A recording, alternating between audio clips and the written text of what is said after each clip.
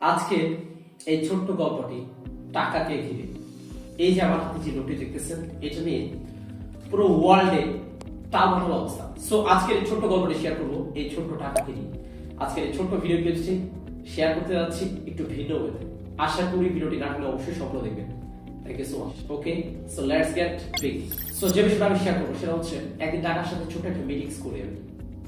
সে মিটিংসে টাকাকে আমি জিজ্ঞেস করি, হে মানি, you are a piece of paper. তুমি তো একটা কাগজের টুকরো।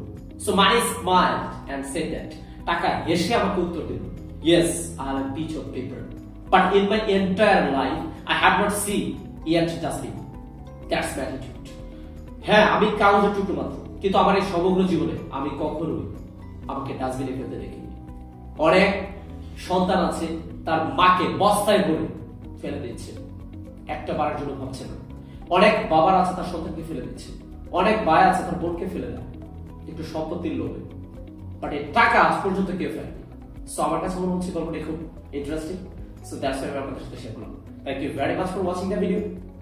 C you in the next video. Take care, bye bye, আল্লাহ হাফেজ।